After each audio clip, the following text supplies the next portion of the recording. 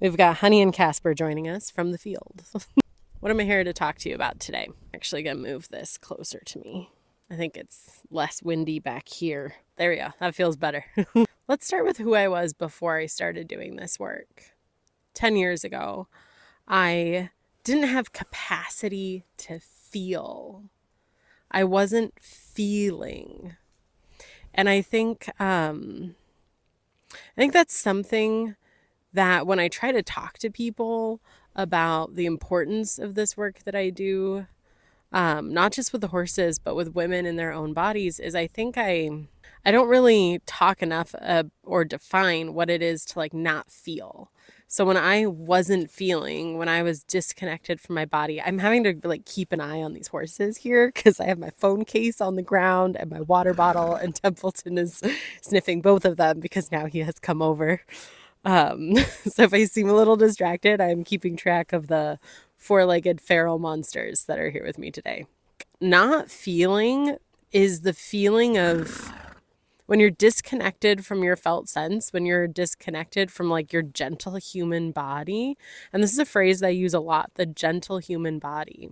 But when you're disconnected from that, it usually looks like you think you feel too much. You think that you're feeling tons of stuff and it's too much and it's overwhelming, and like I'm depressed or I'm angry or I'm too erratic, I'm too much. And so you're actually misinterpreting energy that wants to move authentically through your system as feeling. And in response to all of this feeling that you perceive as happening in your body, which is really just your body trying to be like, hello, hi, hello, hi, hi, hi, I'm here. Don't forget about me. It'd be really cool if you actually like came down and like inhabited like the full shebang down here. Um, I think it's such a testament to this work that like while I'm hanging out here talking to you about feeling, the horses are gathering around, because that's like the resonance of presence, is being in the state of feeling, not feeling too much, not being overwhelmed by the sensations, but knowing how to walk yourself down into whatever is present in your system without your mind thinking that it's too much. Because if it's present in your system, it's not too much. You were biologically designed to have the human experience. Templeton is like, yeah. Yes. He's starting to soft blink here. You can't make this stuff up. I'm just really taking in this moment of like Templeton and Honey, like deepening their breath and their presence. And that's the thing that I think is like really missing from most kind of like spiritual or wellness or healing spaces, is we start to think that like healing and like looks like this, I always feel good. And it's like, no, healing is capacity for whatever is present and not making your like authentic expression something that needs to be fixed. Yes, in the beginning, most of us are like swinging the pendulum too far towards like overriding ourselves and doing a ton, or we're like swinging the pendulum the opposite direction where we're getting like stuck and frozen. And so in the beginning, it could be really helpful to just learn to cultivate the ability to just be, to know where center is. But like, can you imagine how boring the whole world would be if everything existed in the center, in the middle spectrum? If every shade of green was the middle shade of green? If every time you looked up at the sky, it was the middle shade of blue? Like, what about hot pink cotton candy sunsets, guys? Like, I want that. And I want to be able to experience that in my own system. And so when I started to, gosh, for years, I just felt like I was broken because I felt like there was so much feeling, so much emotion. And so I was just always trying to push it down. And like I pushed it down pretty effectively. I mean, the way I think of it is like when you push it down, it's like you have a hose that's turned all the way on and then you kink the end. And at some point, you're going to like blow a hole out the side because like there's too much pressure happening. Templeton's licking and chewing right now. He also just knocked down my water bottle. At least the mouthpiece didn't go into a pile of manure. So like the point isn't to like reach flatline. The point is to feel.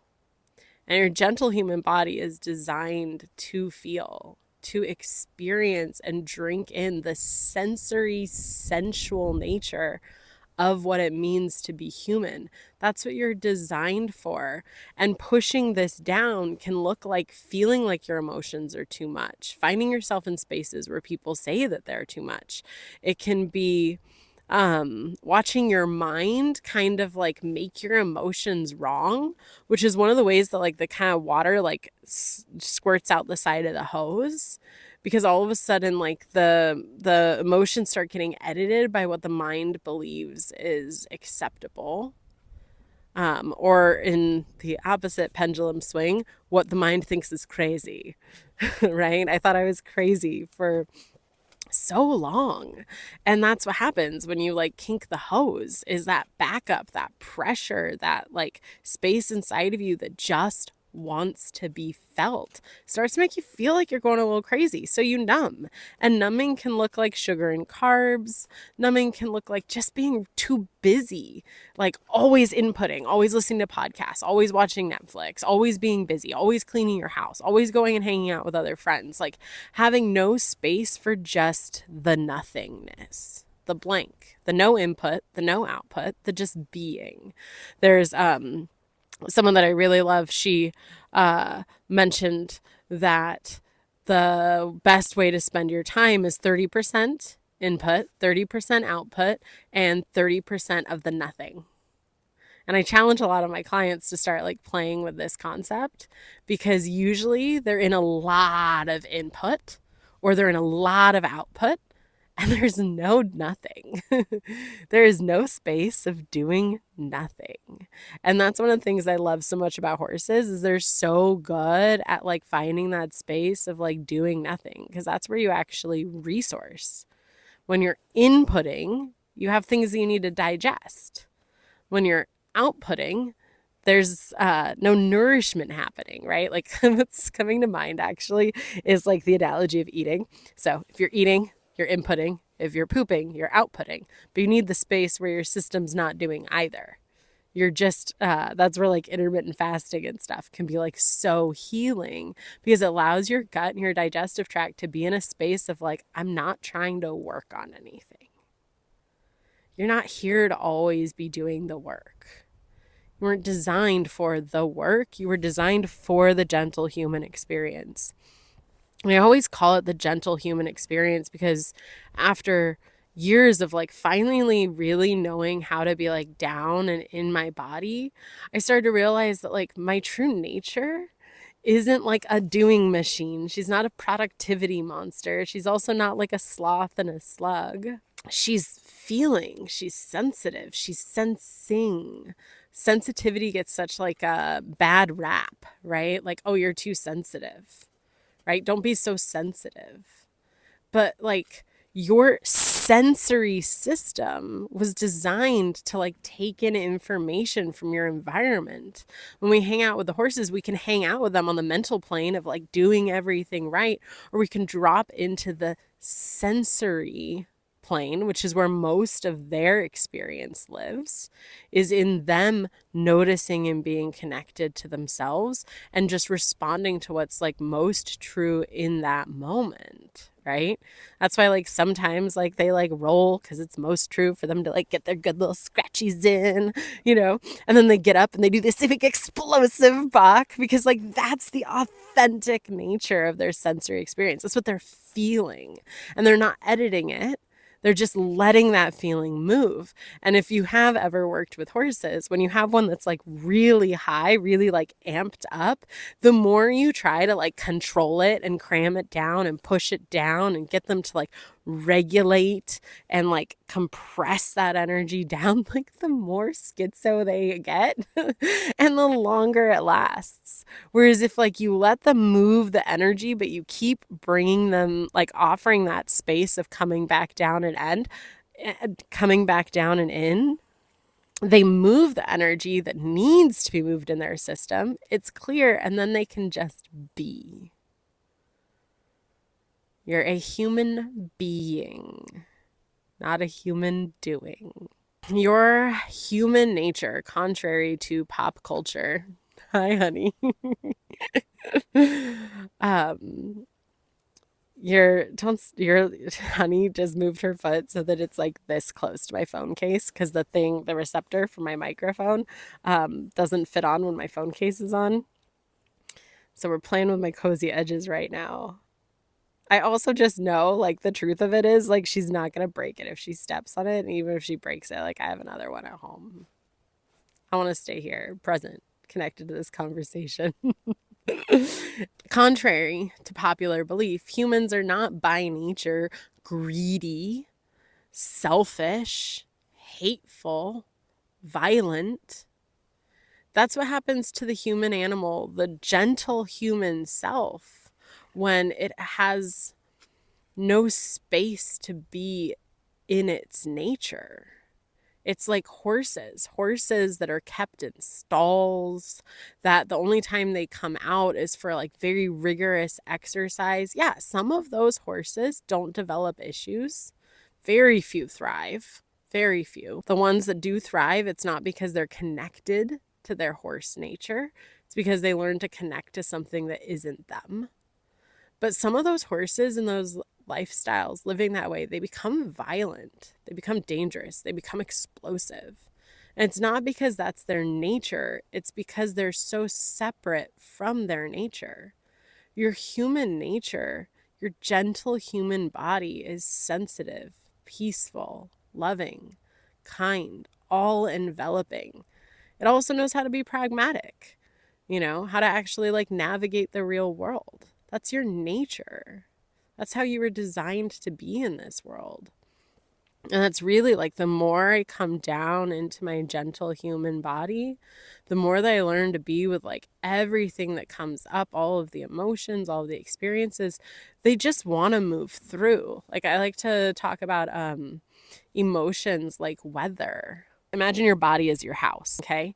And your emotions are the weather that move over like through the space that the house is on the land. If the sun got stuck over your house, it would be an ecological disaster. If the rain got stuck over your house, it would be an ecological disaster. There's this book, and I can't remember the name of the author, but it's The Language of Emotions. Like emotions serve functions, just like vegetables and protein, and like they're medicinal to your system. They help move things and keep things clear within you. And so when we think of emotions like weather, like we just want to give them the space to keep running through. When you look at like when you zoom all the way back, not even just to like this year's weather, but the weather over like the last 10 years, the weather over the last 20 years, like the land that you're on generally gets everything that it needs. When you zoom out, granted there's like, other things we're not going to dive into that are human created, but the natural world, like the natural true state of the earth, right? When you zoom out, everything always gets what it needs. And that's like your system. And it's only when we try to make it a fixed state that things start to go cattywampus, go haywire.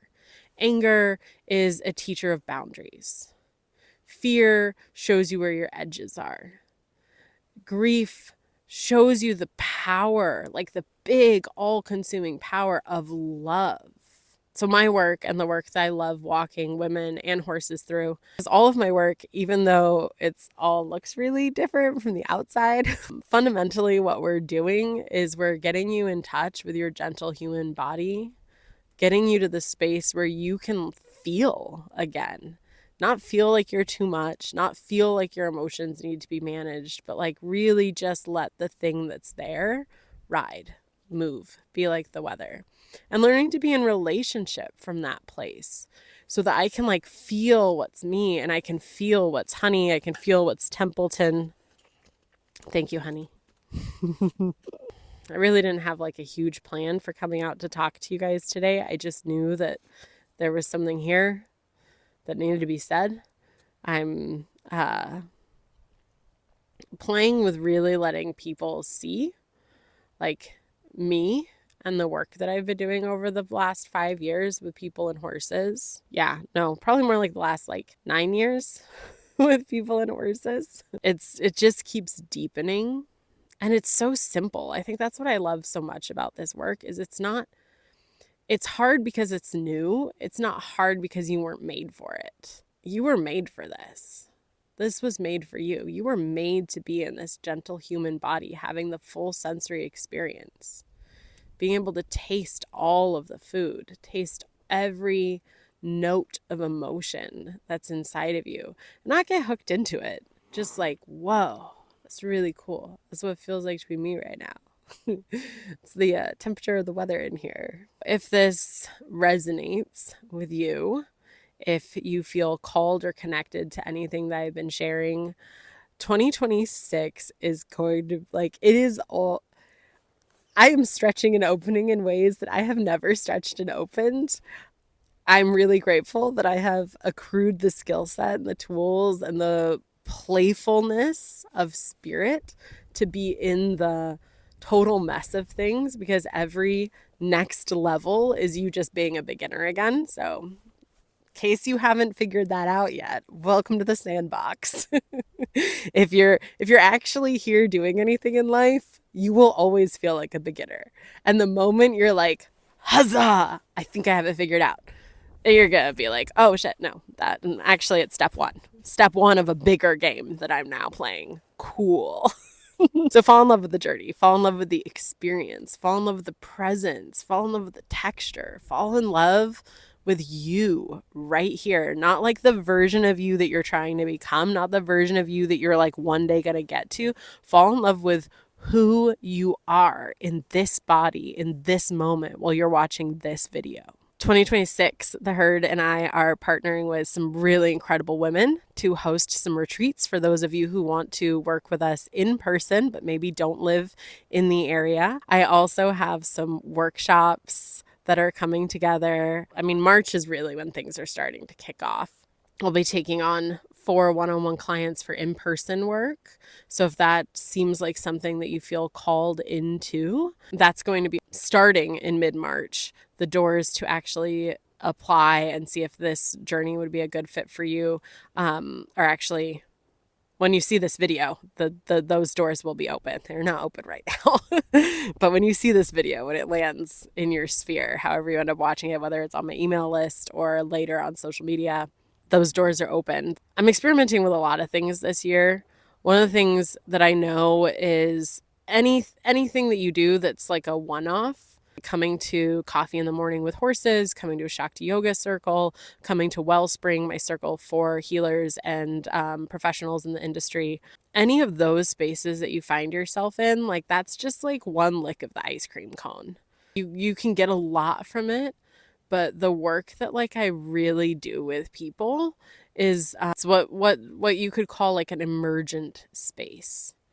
So you want to be percolating in it until the thing really starts to emerge from inside of you, the real medicine of the experience. And I can give you licks of the ice cream cone in these smaller, shorter one-off events. I think so much value there, even just giving your gentle human body like a place to land.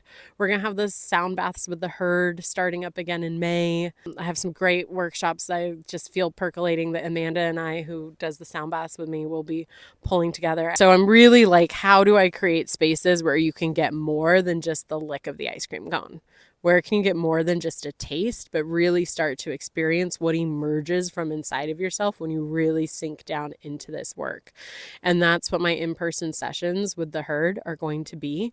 It's going to be 8 sessions over 8 weeks of experiential learning. Experiential attunement, I think, is what I would more likely call it, between your gentle human body and the horses. It's like a recalibration of your system and a reintroduction to your gentle human self. I have this other program that I've been just dying to bring to fruition.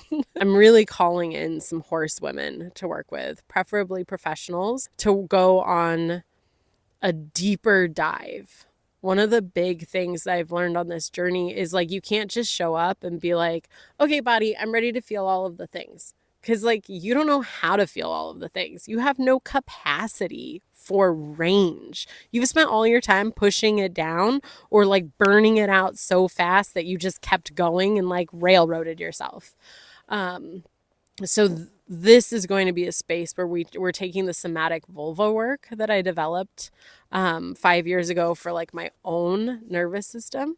Something about women is our vagus nerve, which is responsible for fight, flight, fawn, or freeze, comes all the way down into our cervix. Your cervix, before I did this work, I had no idea I had a cervix. I didn't know what a cervix was. So I guess for those of you who don't know, that is a part of your female anatomy. It's the very hypersensitive tissue that doctors tend to biopsy when they do a pap smear. That I find absolutely horrifying. Go far enough down the rabbit hole and you're just kind of like, what the ever-loving F have we started doing around here, guys? Like with horses, with our bodies, with the natural world. Like, come on. Like, what the ever-loving F are we doing over here? Getting back on track. So there's just a really meatiness to this offer where we'll be working with like the tissue of your pelvis, of your vulva, of your cervix in a way that I don't know anybody who does it like this, who does it in this framework. And I've worked with a lot of people who teach working with the pelvis and feminine anatomy, but I haven't met anyone who does like my method. This will also bring in some like really fun things that you could do daily to start to bring more range and capacity for being present with what is. I like to think of it as home play. I totally stole that phrase from my first coach. She would give me home play. I'm not giving you the same home play she gave me. I just like the phrase. Any way to make the work not feel like the work. Like it's going to be dense anyways. Why make it feel like you're like in trouble and you have a due date and you have to be somewhere with it? No. But this thing that I'm cultivating for professionals in particular, I don't really know exactly what it all needs to be. Does it need to be just group calls? Does it need to be some one-on-one work? Does it need to be more high touched? Can it be a little bit more like I'm on the back of my heels, letting you walk before me, and I'm just there for when you start to falter? So the first iteration of this is going to be literally like, come to my sandbox. I have all this cool stuff that I've accumulated. I want to bring you into this world and show you something that nobody I know is doing. This will also include space to like work with your horse too, as a partner and a friend for your own journey.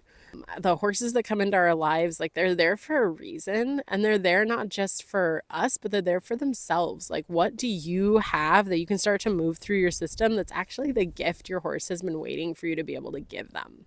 And so this will be like a longer container.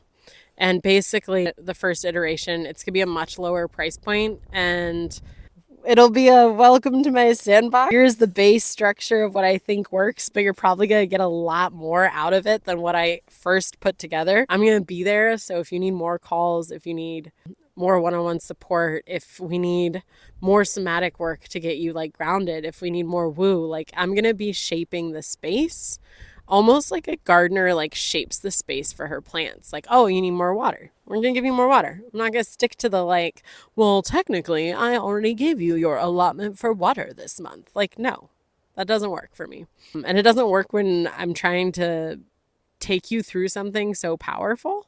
And it'll be my first time taking someone through the full spectrum. I've been doing similar work with the women in my year-long mentorship, Unfurl. But this one I really want to bring to horse people. Right now I haven't been bringing it to the horse world because my human brain all of last year was just like, well, like microdosing and vulva work and horses like don't really go together. And then I end up with like a couple instances over the last few months where people who were talking to me about horse stuff were needing help with womb work or pelvic floor work, and people that were talking to me about pelvic floor work actually have horses that they are on a very deep, profound journey with, that they need more support than what they are getting from the standard horse training paradigm that is currently out there in the world. So I'm leaning into the cozy edge and the discomfort and the faith and the trust that if it's here, if I feel like it's here and it's needed, and people are showing me that it's here and it's needed, then it's time for me to get fun, comfortable, and do the thing. What else do we have coming up this year? Yeah, we've got the one-on-ones with the herd. We have the coffee in the morning with horses. Oh, the other fun, comfortable edge I'm going to be playing with that I am really excited about. Like, I'm so juiced about it. And then there's a part of me that's also like, I grew up doing theater. I don't know if you could tell. Huge bulk of my theater experience was in my parents' kitchen, but we're going to just keep that between you and I. No, I did do theater, but I also did a lot in my parents' kitchen. Where was it go? Oh, the thing that I'm like so excited about and absolutely like what the ever-loving F, the parts of me that's gonna stretch, the parts of me that are gonna have to completely fall away and just like stop doubting and just own the truth and like do the thing. Yeah, this is gonna be a really powerful thing that I'm doing for myself, but it's actually a container for you. But the me showing up to do it for you is the thing that's gonna be like, holy crap, for myself. This is for my in-person people. I'm probably gonna try to figure out a way where I can record the sessions and share them with my people who live around the world. But I'm realizing in my one-on-one work with people and their own horses that there's almost this framework of being that we aren't really able to like drop into as deeply as I'd like to during our sessions in person. And so what I'm planning on doing is opening a space for people to come and watch me work my horses in real time and ask questions so that you can see the wider lens of what I'm doing and how it applies across 4 very different horses, how I move with the truth of what's present each day rather than like my own human agenda, and how I navigate being in my body, noticing the emotions that come up, noticing my horse's emotions, noticing the space between us, and adapting and adjusting within like a plethora of tools and modalities that I've accumulated over my almost 20 years of being a horse professional in the industry. And the reason why it's gonna be a total edge is like, I don't know if you guys ever feel this way, but like when it's just you and your horse, there's like this space that you guys sink into. And it's just you and the whole world falls away. And then you add being perceived to that mix. And I don't know, it's just it creates this. So I don't believe in like good or bad sensations in the body. It's all just information. It's all just like a reflection of like, yo, this is what it feels like to be me right now. So I teach a lot of my clients to like notice sensory language and speak in sensory language rather than like, I feel excited. Well, like, what's the texture of your excitement? Excited means nothing. Are you like excited vibrating out of your skin, white light blasting out of your heart space? Or are you like excited cartwheels and wet raindrops and like iridescent light glancing off of your skin? Are you sad like a waterbed sinking to the bottom of the ocean? Or are you sad like raindrops streaking on glass? What's the texture to the experience? And so right now, what I'm recognizing as like an edge is an edge for me would be like when you start to have sensation in your body that you start to want to almost tune out from, because you're like, that's not familiar. I don't have any like data of me surviving this sensation before, so I'm not really sure that we should be like going there or doing this thing. By the way, everything new feels that way. Everything new that you will ever do in your life, your brain has no data that you've survived it, and that's why it's scary. That's why it feels scary. That's why you try to avoid it. You just do the thing anyways. And you notice, you track the sensations, you stay with them, you feel them, you learn how to like move them through your system, you learn how to ground back down, but you also learn how to just keep putting one foot in front of the other, even with the noise and the sensation that's coming up, but without bypassing it, without running past it. Like, can you move at the speed of the being and staying with the sensation in your body? Sometimes that requires stopping for a minute. For me right now, the sensation is like this like light wrapping around like my womb space and like spiraling upwards through my center channel. And there's just this like movement and this spiraling and this like lifting to it that like part of my system is like clenching down around. my lower abdominals, my hips, my pelvic floor. I can feel this like clenching down, like this almost like trying to contain it, rather than like, no, I have to like open up totally and let the energy just run, without like fighting that clenching down, just like noticing like the both and like there's this clenching and there's this lifting and there's like this whole soup of human experience and sensation in my body right now. And none of it's wrong. I don't have to fix any of it. It's just saying like, yo, this is what this idea and this like growth opportunity feels like in my body right now. Can I soften and receive the full sensual, like sensory, sensual, sensing nature of what it feels like to be me right now, and know that that's enough. My horses have now all wandered over to go hang out around the hay bale. I feel like we're done here.